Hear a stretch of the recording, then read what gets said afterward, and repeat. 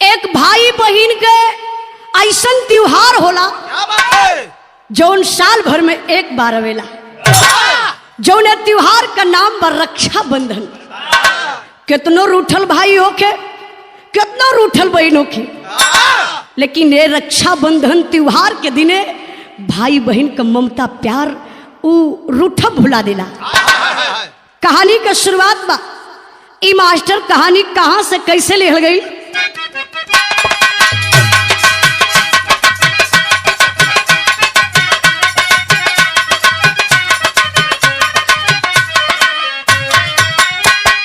राजस्थान उदयपुर की कहानी है, राजस्थान उदयपुर की कहानी है। घराना लड़ा करड़ा बाकुरी निशानी है। दरस पुरोहित उसी गांव के गरीब रहे, दरस पुरोहित उसी गांव के गरीब रहे। विधाता रूठ गए बड़े बदनसीब रहे। पत्नी दीप बेटी मंजुला सयानी थी, पत्नी दीप बेटी मंजुला सयानी थी। पुत्र मनोज 13 साल की नदानी थी।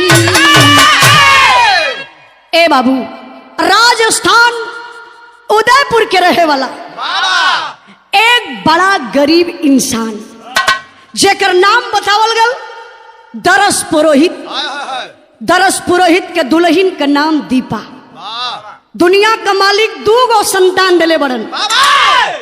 एक बड़ी बिटिया जेकर नाम मंजुला बा, छोट बेटा जेकर नाम मनोज बा। परिवार तो बड़ा प्रसन्न बा, लेकिन मजदूरी से अपन जीविका दरस पुरोहित चलावत रहन। बाबू, घर में बिटिया मंजुला सयान हो गई, सर का बोझ बन गई। दरस पुरोहित सोचत हुआ कि बिरहा के सुने वाले भाई बाबू, आप लोग भी ध्यान से सुन लई। शादी ब्याह अगर समय से हो जाला तो पुण्य का काम होला।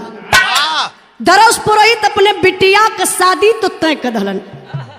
जिला अलवर में शादी तय हो गई। धीरे धीरे शादी का दिन नियर आए लगल। अब दरस पुरोहित घबराए लगलन। ए मजदूरी से जीविका चली नहीं पावता। अब बिटिया का शादी कपार पे आ गई। इस शादी कैसे कपार करबे?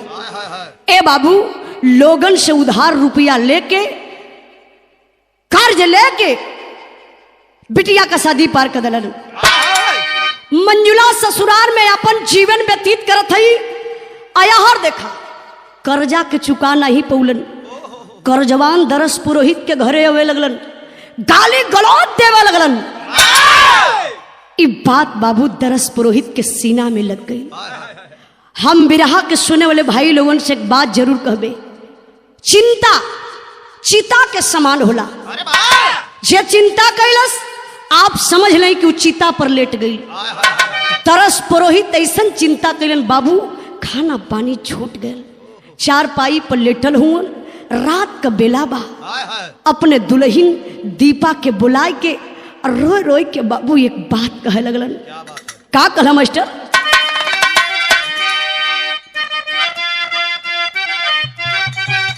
ओह, अरे सरंगिया वाले के डेरावा,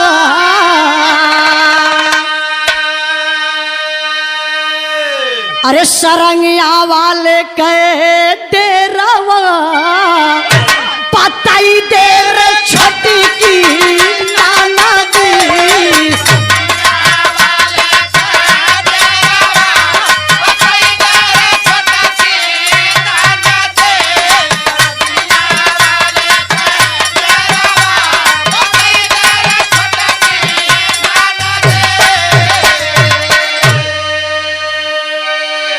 दुख भरल बात बाबू दरस पुरोहित कहत हुन। कैसे? अरे अब ना बची मोर परानवा, अरे अब ना बची मोर परानवा। दिया नवा दिया रनिया।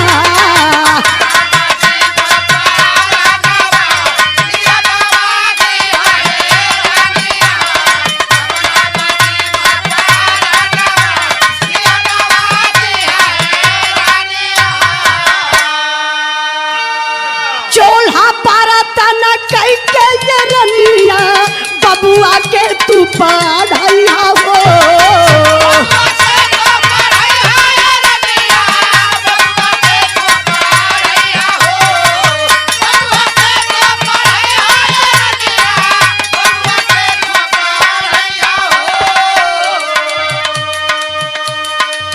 रुपया कमाए लगी सुगनवा कर्जा मोर चुकई हो।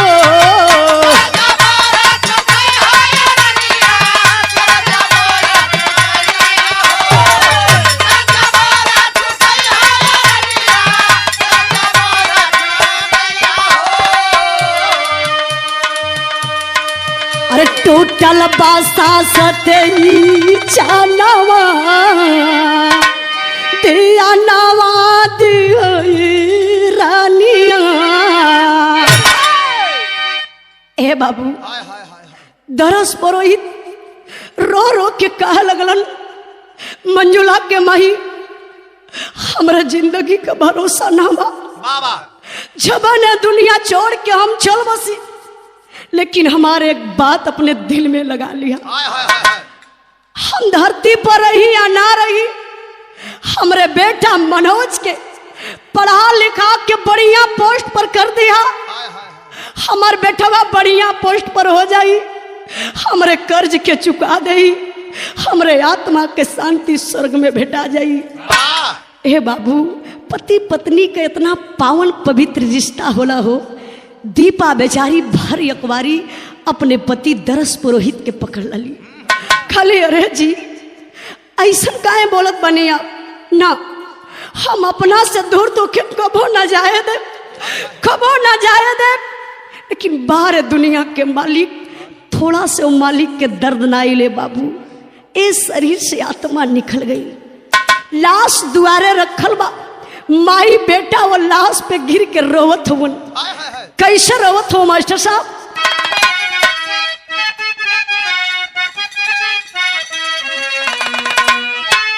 अरे लाश पे गिर के रोवे, अरे लाश पे गिर के रोवे, दीपा बाऊ रजिया हो।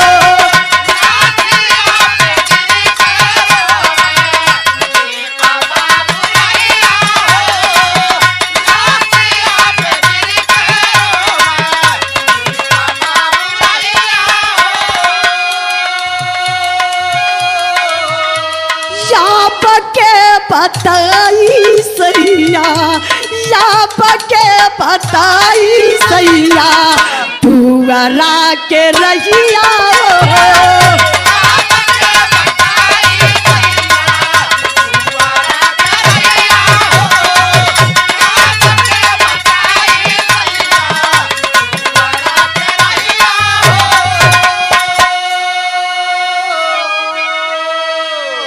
कैसे के पढ़ाई बो, कैसे कारबा पलाना,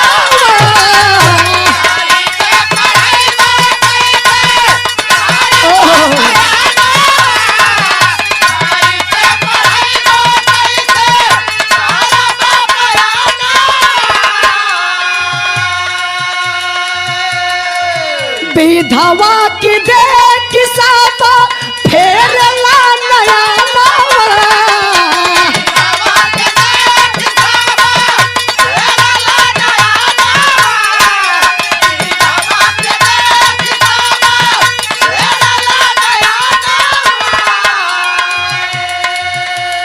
और जारता जमाना बदलल, सब करने गहिया हो।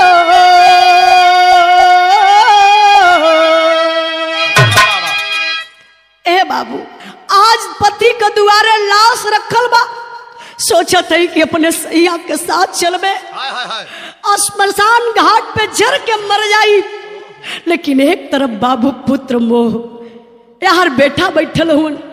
अब धर्म संकट में दीपा बेचारी पड़ गई कि पति के साथ नहीं कि बेटा कर, लेकिन लोग लाश के ले जा के बाबू अंतिम संस्कार कर दलन। माई के बार बार एक के बात याद हुए। हमरे स्वामी जी जात के बेहरा में ही है कह के गईलन, हमरे बेटा मनोज के पढ़ा लिखा के बढ़िया पोस्ट पर कर दिया, हमर लाल कर्जा चुका दई, हमरे आत्मा के शांति भेटा जाई। बात बाबू ई बार बार माई के साले दीपा बेचारी बुढ़िया मतारी लोगन के चूल चौका मजदूरी करे लगली है बाबू। मजदूरी करके करत काही मास्टर साहब एक लाइन गीत लगल बा,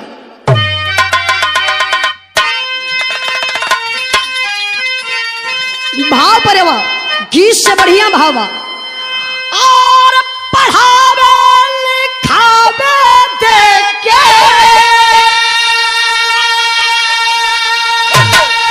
और पढ़ावे लिखावे देके लारे बात छूट हो की बेटा के बनावली माई, बेटा के बनावली माई फौजी जाल रूट होयर बेटा के बनावली माई।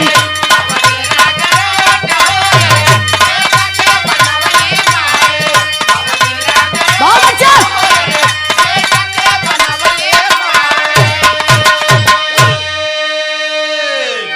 टेनिकई के पोस्ट भइला जम्बू की सहारिया हो।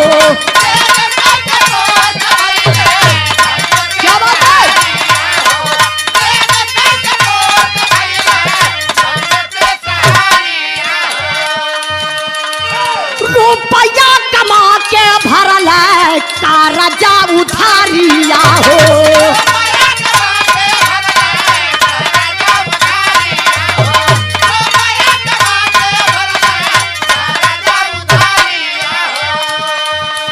और सब ही कहे ना बेटा, सब ही कहे ना बेटा भैया सपूत हो कि बेटा के बनावली माई, बेटा के बनावली माई फौजी रूट होयर।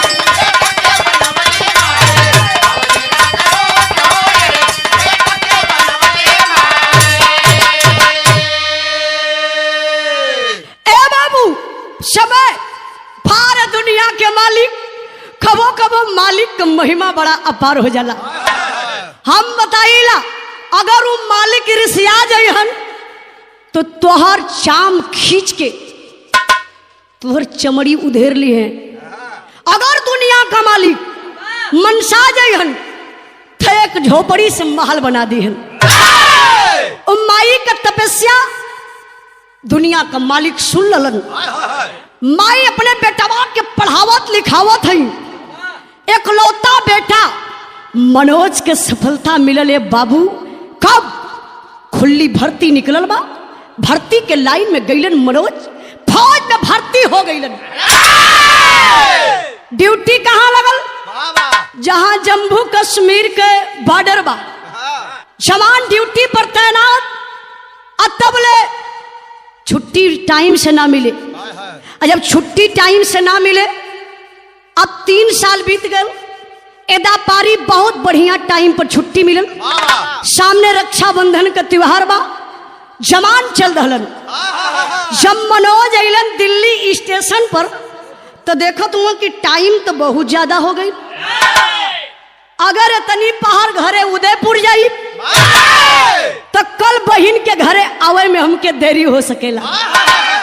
एक काम करी, इतनी पहाड़ चलब, बहन के घरे रात बिताई, सवेरे का राखी बंधवा के शाम तक वापस घरे लौट आई।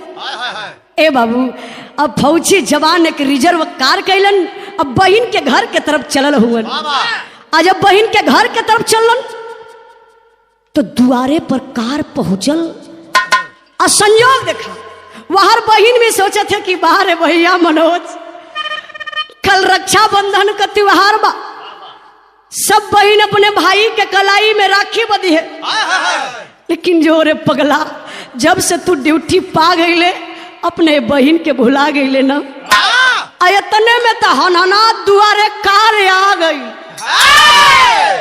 बहनिया घरवा में से देखलो सर, अरे अरे अरे अरे अरे अरे दुआरे पर कार। ओ कार से फौजी जवान खलास बाहर दुनिया के मालिक।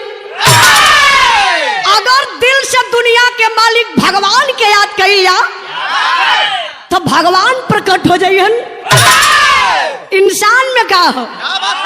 अरे ये तो हमार भैया मनोज। बहन पहुंच गई बाबू कार के पास तक कैलिन का एक लाइन गीत लगल।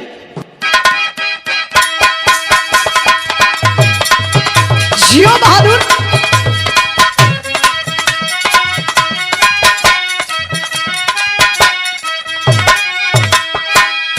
ए मास्टर, ये हमारे जन्म के पहले का गीत हो।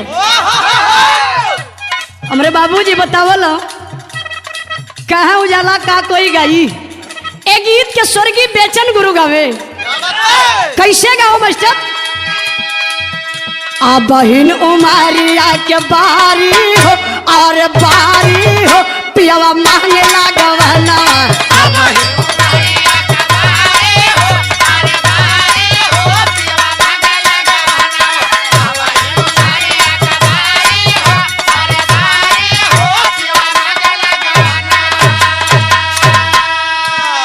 वही उमरिया मोरी नेनुआ का बतिया।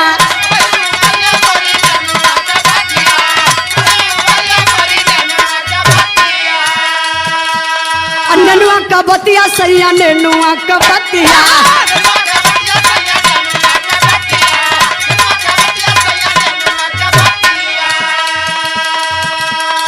छुआला पे जाई मुरझाई हो को मिलाई हो पियावा मांगे लगना।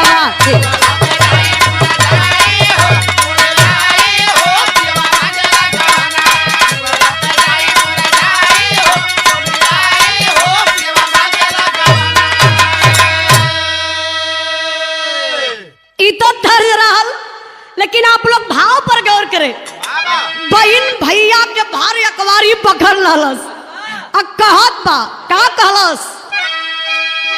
द्वारा पे देख के बिरानवा हो अरे बिरानवा हो झूम बहिन कवना।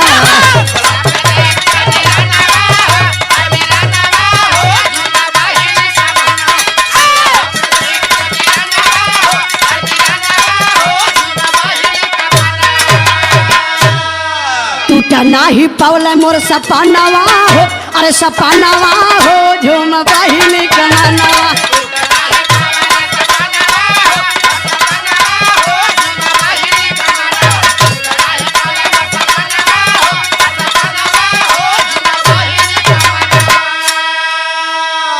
बतिये में पाई गई रुपया कथा हो।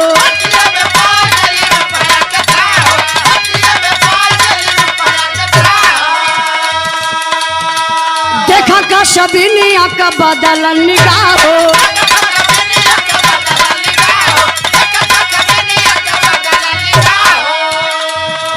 लूटे बदे भाई का खजानावा हो अरे खजानावा हो झूम बहिन कमनवा।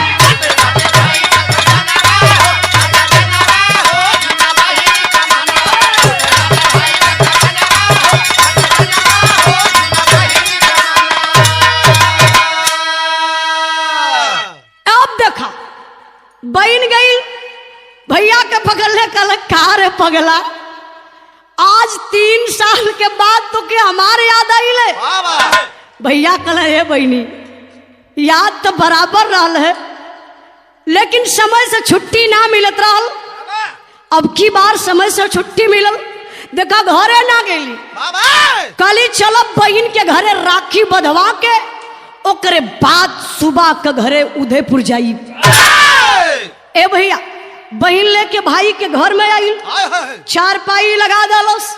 अब नाश्ता पानी होत हो। अब भैया के दिल से थे बात निकल गई। खले है बहन तोरे शादी के तमाम कर्जा बाकी रहल। चौने शौक में बाबूजी दुनिया छोड़ के चल गईलन। इस सूटकेस में रुपया रखले बनी। ए रुपया के ले चल के अंदर रखा। आयतने में बहन का निगाह बदल गई। इतने में बहन के सोच बदल गई।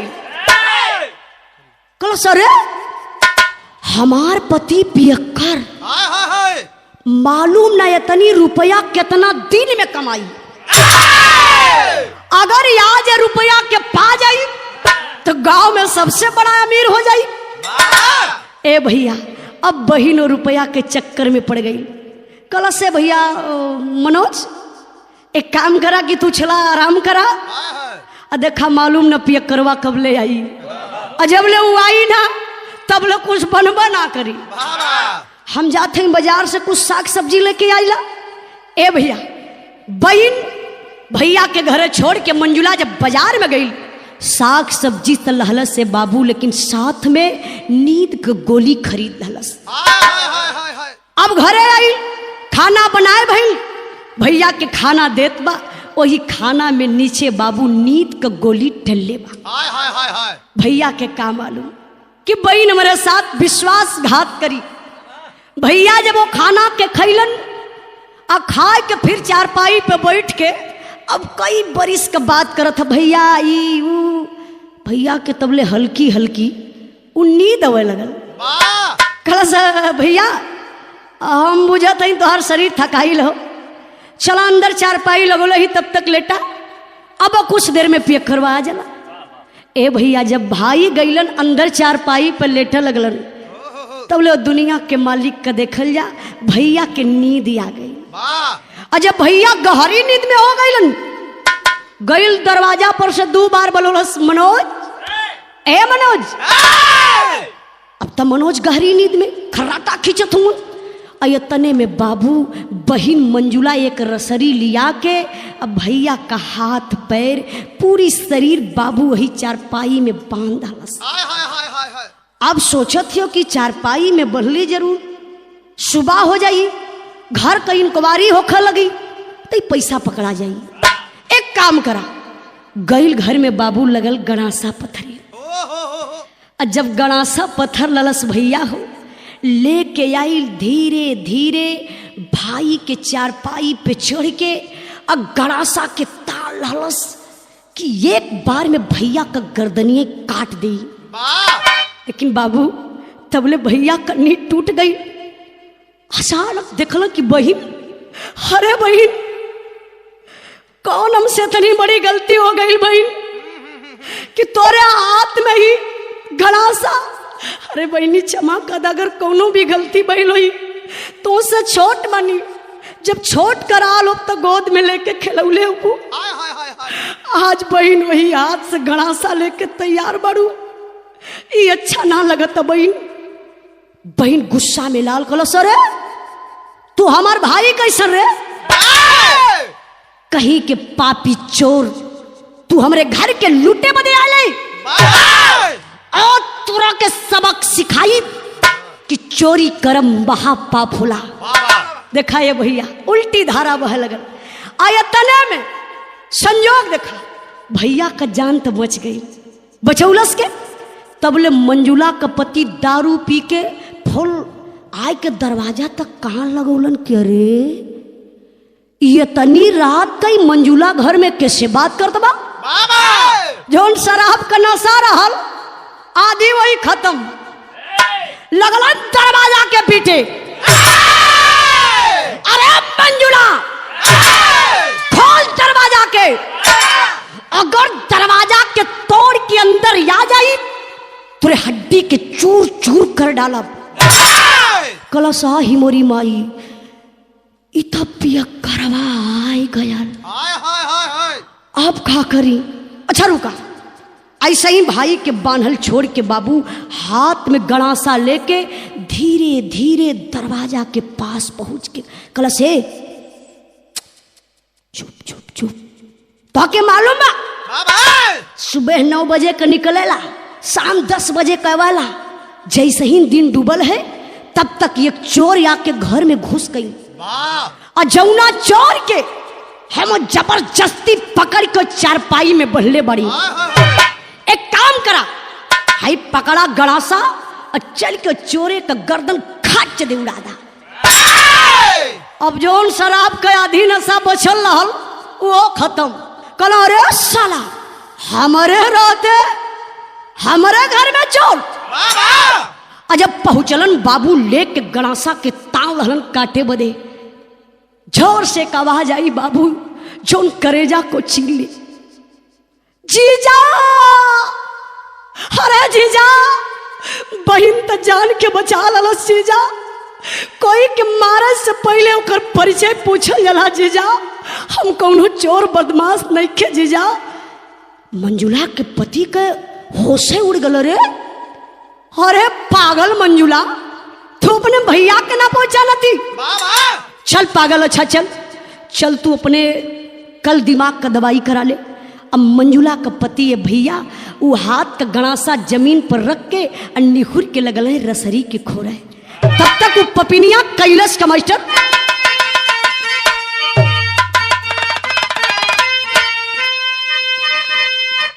ए गीत के हम गंगा चैनल पर गौले बनी। हमरे गुरुजी ए समय के जेके लोग कंप्यूटर कभी कहेला, माननीय प्यारे लाल कवि जी एक लाइन बड़ा पिजोड़ लिखलन। कौन लाइन में मास्टर? और बिरहा मुकाबला में, और बिरहा मुकाबला में, और मारी चाचू तोहार यही ठल ई उजलवे छोड़ाई।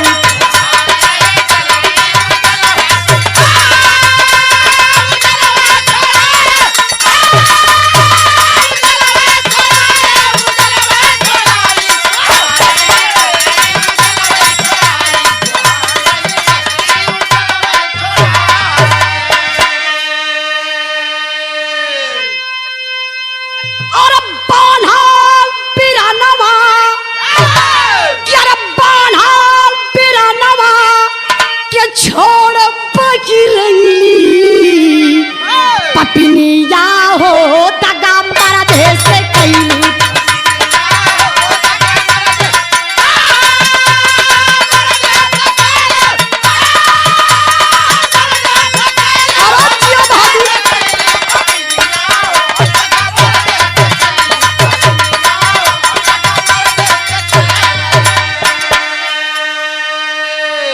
अरे भाई के अपने बना के उठाकू, खरा लूटे आयल मारा सैया चाकू।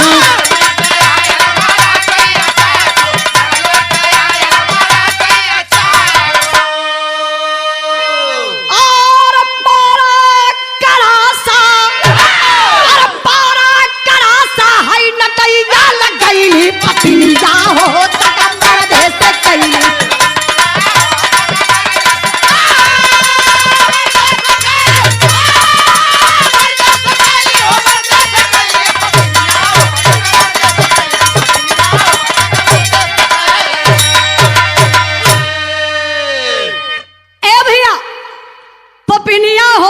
मर्दे से कैली। नेहुर के मंजुला का पति जब रसरी के छोड़त हो कहलस, बाप रे बाप, बहिन अलगे सार बहन वही एक हो गईला। ला तो तमाशा दिखावत है। उठा लल बाबू जमीन पर से गणासा और निहुरल पति के गर्दन पर खाच दे चला दरस। सर इतना दूर पर छटक के गई, धड़ अलगे। अब सोचा था खलस के देख, आज तोरे चलते हमार मांग का सिंदूर उजड़ गए। आज तो के सबक सिखाई, तोरे गर्दन के रेत रेत के काटब। बाप रे बाप, बांधल भैया का शरीर एक फौजी जवान का देखल जा बाबू, शरीर वही चारपाई में छपटियात बा। उठ के बैठल चाहत हवन, लेकिन तबले बहिन कैलाश का मास्टर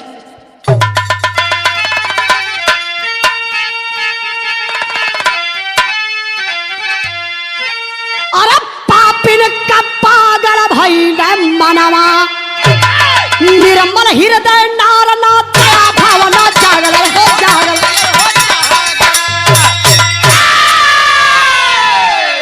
पापिन का पागल भइल मनवा, उठा लस गणासा। अब भैया के चारपाई पर दोबारा बैठ के बाबू अब सोचत बा कि गड़ासा के चला दे, लेकिन भैया बड़ी ऊंची बात कहले बाबू, जौन पत्थर से कलेजा पिघल जाई।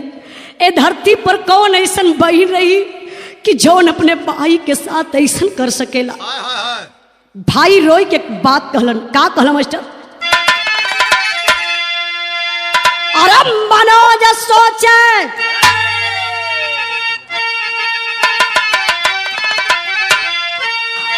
मनोज सोचा बना मिले निशानिया रक्षा बंधन के, अचानक दुश्मन भइल आज बहिनिया रक्षा बंधन के।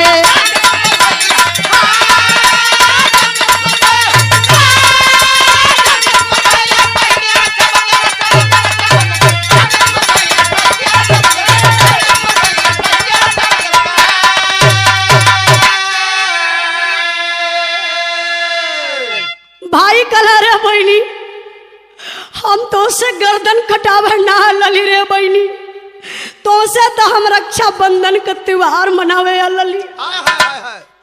कलश की रे बार बार तू भाई बने थे, कैसन तू भाई के कर भाई?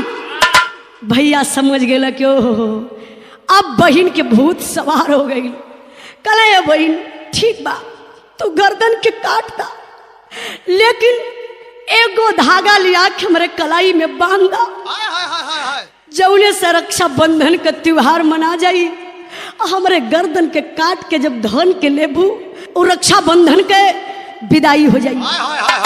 लेकिन इतना पर भी बाबू बहन मानस ना, तब ले कैलस का तान गड़ा सा भाई के गर्दन पर दिया चलाई हो, छटपटाई के शांत भइले तनिक दर्द न आई हो। अरे पाई के तो बेहसने जब पपिनिया रक्षा बंधन के, अब बन के रहा दौलत के मलकिनिया रक्षा बंधन के।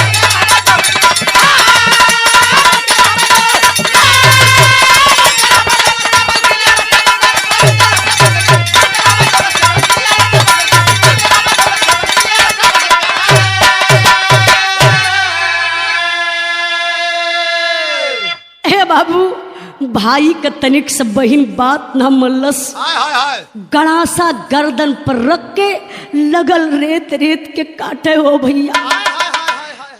गर्दन के काट के बहन अलगा दहलस, रुपया के रख के देखत हो, लेकिन फिर सोच गई कि ये काम करी कि दोनों लाश के बहुत जल्दी छुपा दे। तो लाश कहाँ छुपावत बा? दोनों लाश के बाबू बोटी बोटी क के एक बोरा में रख के, जहां मनोज के चारपाई लगल रहल वही जब बाबू गड्ढा खोद के लाश के तोप डालस। अब कोई जान ना पाई के घर में लाश गाड़ल बा। यहाँ का बात तो बाबू आप लोग छोड़ल जा, थोड़ा से आप लोग ध्यान लेके वहां चली। माई उदयपुर में अपने बेटा मनोज के जोहत हई।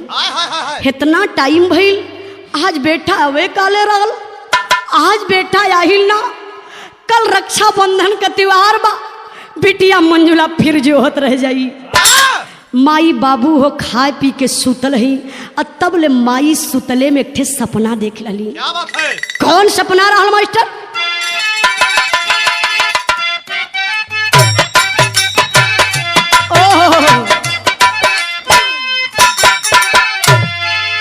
अरे माई बाबू रहिया रतिया देखले सपनवा भैया,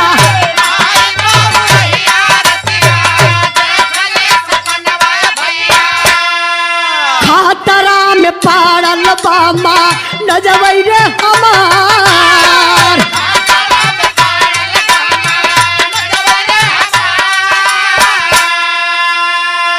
अरे पातवा लगावे चलली जम्बू की सहरिया भैया,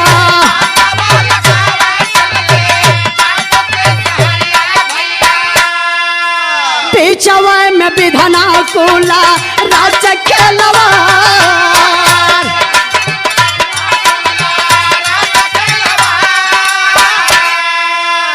सोचली अकेले होई बाड़ी पार सनिया बाबू,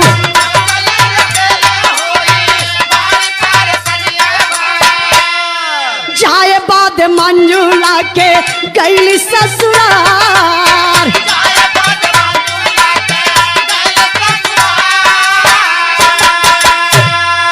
सपना का बात दीपा रोई के बतावली भैया।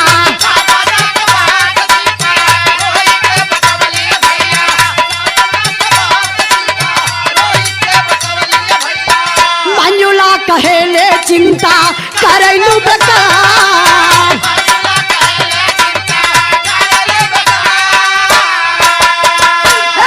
भैया हमारा हुआ फौजी जवानवा माई।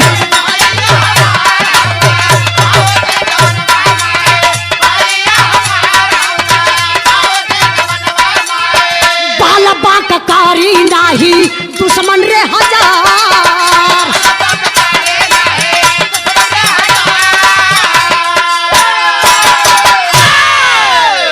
हे बाबू माई सपना रात में देखा थी हमर बेटा काहे घरे ना आई।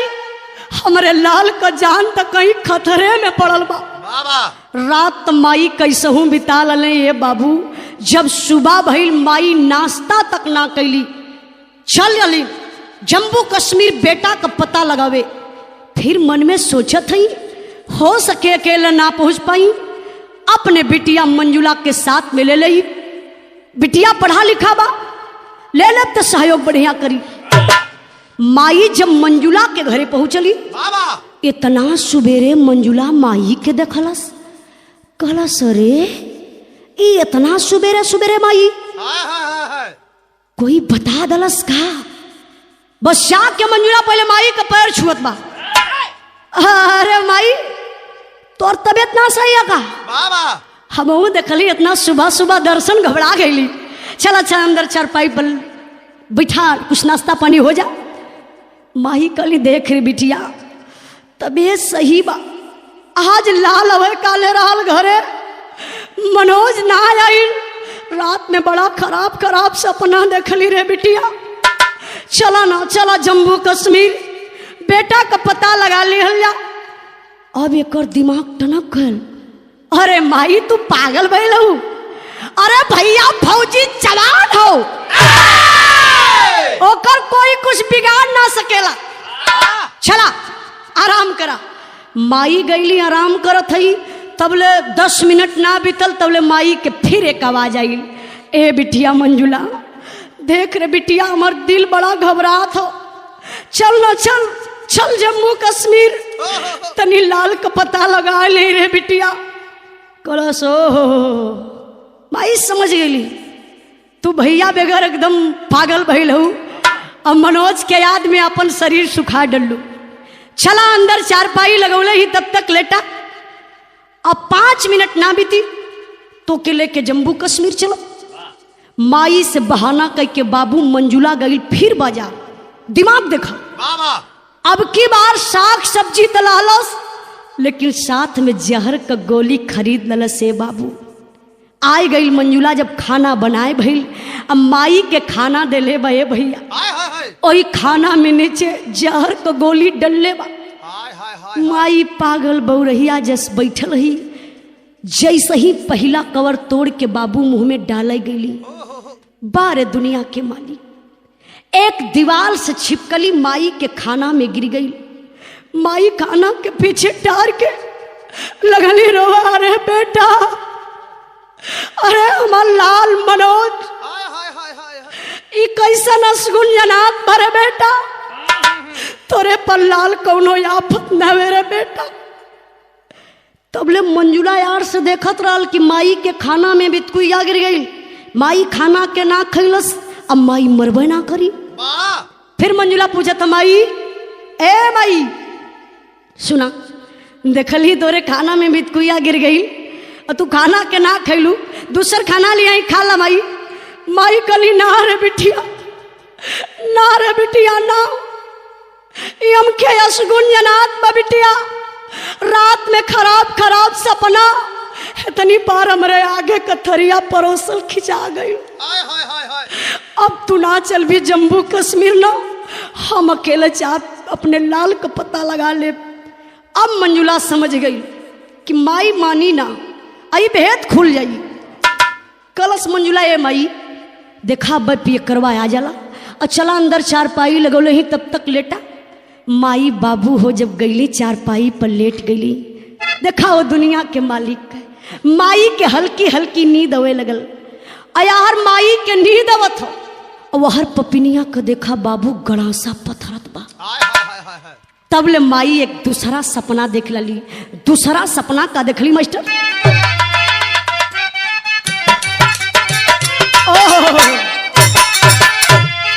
अरे दूसरा सपनावा माई देख रातिया मेरे भैया।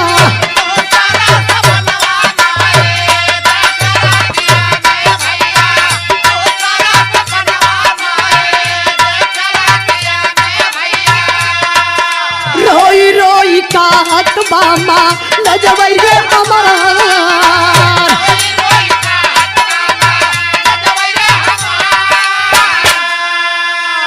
अरे जौनी ठैया पारल बिया तोरी पलगरिया माई।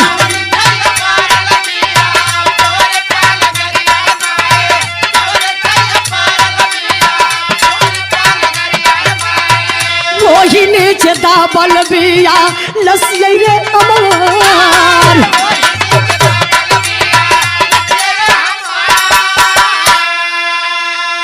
अरे सांगवा में पानी हमारे जीजा जी कलसिया माई।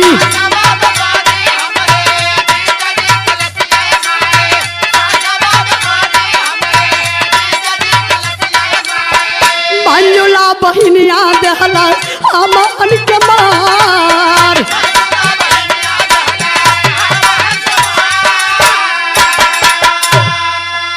अरे खातरे में पारल बिया तोहरो परनवा माई।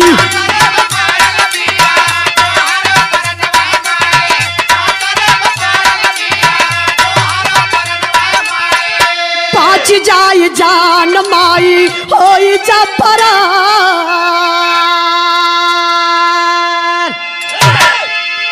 हे बाबू माई सपना का देखत हई हमर बेटा मनोज आय गई अपने बहन के घरे हमके जगावत बा। ए माई, ए माई, हे उठा माई, तुके मालूम ना आना जौने चारपाई पर तू लेटल हो वही चारपाई के नीचे हमार लाश डालल बा।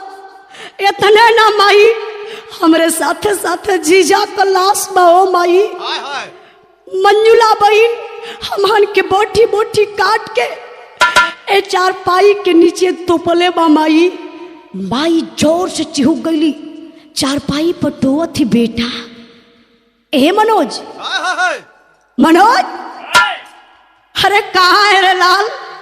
अरे पगला कब से तू आके बहन के घरे छुपल है? आम तोर सपना देख के एकदम पागल हो गए लली रे बेटा। अच्छा एक बार फिर तू माई कहो, अब हम घर में खोज ले। तू कहाँ से बोले है? आवाज ना आई। वो तो बाबू हो मनोज का आत्मा रहल।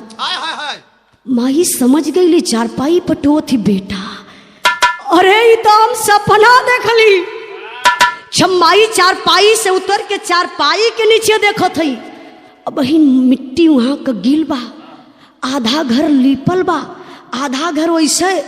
माई कली ओ दाल में कुछ काला बा। माई अपन जान बचा के बाबू खिड़की के रास्ता से भागल चाहत हई। तब ले पपिनिया गणासा लेके आ गई। शौक के चारपाई पर चढ़ल बा। देखला सर माई नदारत। माई माई चला बहुत बढ़िया बहन। माई मनोज के याद में पागल हो गई। अब माई कहीं चल गई। अब हमार कोई कुछ को ना पाई। बड़ा खुश बा। लेकिन बाबू हो माई कहाँ पहुंचल ही हम बताई ला। बिरहा के सुने वाले बाबू लोग, आप लोग भी ये बात पर गौर करिए। चोरी हत्या पाप खुले आप से आप। माई करत का ही मास्टर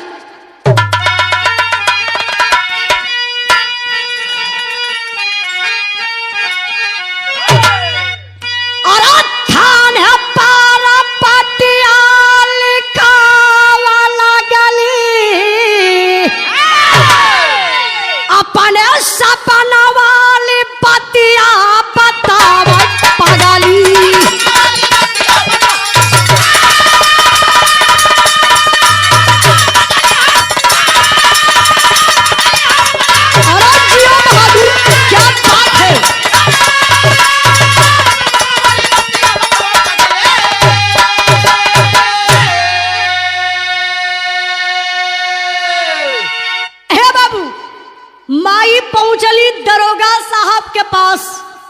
सारी बात बता डाली। दरोगा साहब कहले मई सुना, चला तू गाड़ी में बैठा। 2-4 गो महिला पुलिस के ले रहलन। दरोगा साहब आ गईलन मंजुला के घरे। दरवाजा खोलवा देला मंजुला, दरवाजा को खोलो। मंजुला दरवाजा के खोल के देखलस, कलस आ ही मोरी माई, हे भगवान, दुआरे पर पुलिस। अरे उ तो रात का बेला रहल, जौने समय हम बोटी बोटी काटत रही, चारपाई के नीचे गाड़त रही, कोई देखलस त ना। लेकिन दरोगा साहब अइलन कैसे? देखा दिमाग, पहुंच गई दरोगा साहब के पास। कलश चला, बुद्धि का तो भंडार भरल है। कलश बनावटी लगल हिले। कल साहब हमारे पति जी कोनो गलती कैले बड़न का? अगर साहब हमारे पति जी कोनो गलती कैले है ना, तो साहब सजा हमें मिले के चाहिए। काहे से पियक्कर आदमी हो, जहाँ होला तहाँ पी के उलट जला। दरोगा साहब समझ गलो कि अरे ये तो हत्यारी नहीं लग रही है। कल ठीक है, इधर आओ। कल साहब हम खुद परेशान हई, लगा का बलावत होगा, हमरे पति का पता नहीं खे चलत। दरोगा साहब कल सुनो, आओ इधर।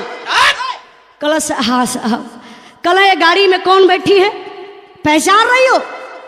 कल साहब का बात, एगो पागल औरत के गाड़ी में बैठा के हमसे ओकर परिचय करावत हई, पाँव पड़त हई। हमर दिमाग खुद ना छबा। एक काम करिए, पागल औरत के लेके जाई, पागल खाना में छोड़ दी। तब देखा दरोगा साहब का दिमाग, कहल जरा पुलिस के सिकंजा में इंद्राज भाई जे बच जाई, ढील हो जाई, तो के बुझा जाई। अब देखल जा, दरोगा साहब कहला ठीक है, जा खड़ी रहो, 1 मिनट। वो बुढ़िया माई से सवाल कला, माई पहचानत हो के बा? माई खली है साहब, अरे एकर बात छोड़ा, इमर बिटिया मंजुला हमके ना पहचानत के छोड़ा कर बात, लेकिन चला ना जम्मू कश्मीर हमरे लाल से जल्दी मुलाकात करा दा, नहीं तो अपने लाल बगैर तड़प तड़प के मर जाई, हमरे आत्मा के शांति स्वर्ग में भी ना भेटाई।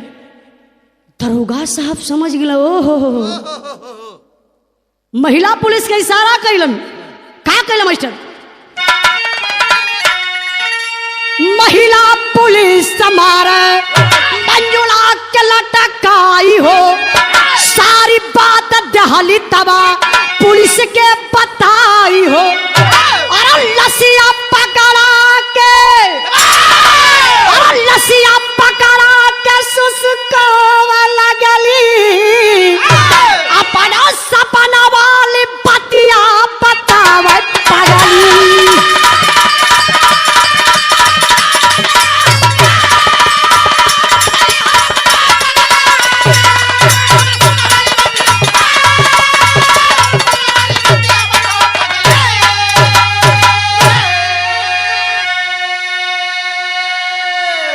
जब महिला पुलिस के दरोगा साहब इशारा कैलन, महिला पुलिस गाड़ी से फटाफट उतर के लगली लाठी बरसावे।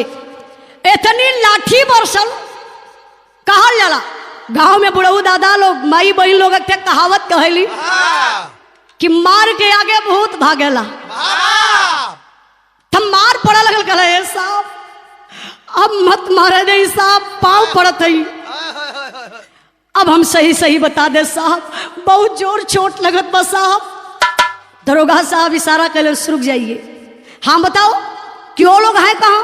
कहा साहब अब कुछ कहा ना जात बा साहब, अपने भैया के भी अपने सैया के भी साहब बोटी बोटी काट डली। दरोगा साहब कहा, अरे पापी तूने बोटी बोटी काट डाला, क्या हिम्मत है? अच्छा ये बताओ वो लाश कहाँ है? कला साहब चली ना घरवा में, लेकिन कोई की और मत ले चलिए, आप अकेला चली, बता देत बानी। दरोगा साहब को, रे पापी मैं अकेले चलू घर में?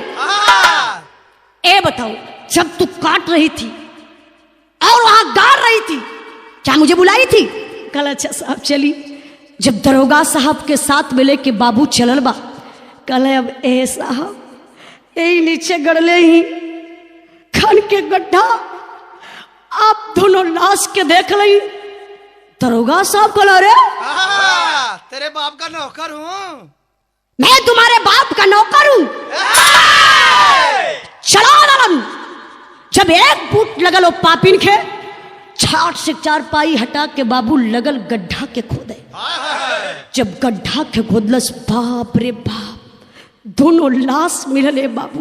दरोगा साहब महिला पुलिस के इशारा के लिए, रुक जाइए, दुश्मन का जान ना मारल जाला, शान मारल जाला। एक काम कैलन, का कैलन, ऐसा नारी ऊपर आज थूकेला जमाना, नहीं हर सासुर खा के कहवा पई है वो ठिकाना।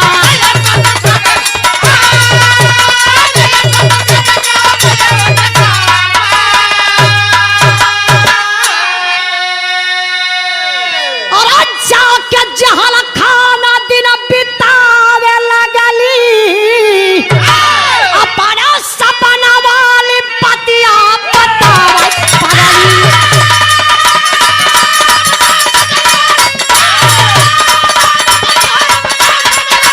ये भाभी क्या बात है।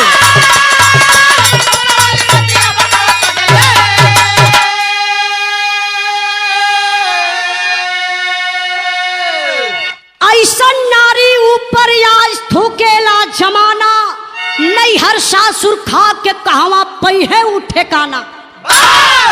ए बाबू, थोड़ा से आप ही सोची कि जे अपन घर स्वयं उजाड़ दई, उ कई दिन दूसरे के घर में रह सकेला। दरोगा साहब एक काम कैलन, ओ पापिन के हाथ में हथकड़ी लगा के ले जाके जेल में बंद कर दलन। आज भी वो पापिन जेल में बंद बा। ऐसन कोई इंसान ना मिलल कि जे वो पापिन के जाके जेल से बाहर निकाल दे। हम बतौले रही, बिरहा के सुने वाले बाबू, आप लोगों से हाथ जोड़ के निवेदन करते बनी, हमारे पूरे गाना गौले का मतलब यह है भाई कि आप लोग लालच कबो मत करिए। कैसे बुरे काम का बुरा नतीजा, बुरे काम का बुरा नतीजा ना मानो तो कर देखो, जिसने जिसने किया है यारो उसका उसका घर देखो। जे बुरा करी यही समन्वय आई, आज ना 10 दिन के बाद आई, लेकिन आप समझी ना पैबा कि हम बुराई कैले रही, वो हमरे अगमय होता। ते ए लिए बाबू भैया लोग हाथ जोड़ के निवेदन करते बनी कि आप लोग लालच कबो मत करी हैं। हाँ, एक बात और बा, कोई 100 रुपया का लेन देन हिसाब से करी हैं। हमरे बाबूजी बतावल इंद्राज भाई, कल उजाला एक सीख हमके बिरहा से मिलन। हम कहली हाँ पापा कौन सीख? कहला कि कोई के कर्ज लेन देन बड़े हिसाब से करे के चाहिए। अगर ज्यादा कर्जा कोई के दे डाला तो उ तो के 20 राही में रोज जोही, कहाँ मिले पट से उड़ा दे, ना रही ना उ साबूत रह जाई। तो बाबू अगर हमारी बात आप लोगों के पल्ले पड़ी, अच्छी लगी, तो आप लोग आज से लालच छोड़ दिए हैं। अगर हमारी बात जके अच्छी ना लगल हुई तो उसे हम क्षमा मांगत बनी, वो तो सामने अबे करी। आखिर कहना बा,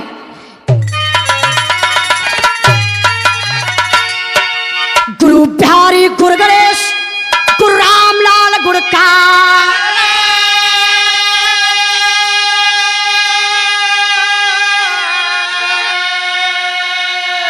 स्वर्ग गए चंद्रिका कवि बच्चन जी बने पुजारी।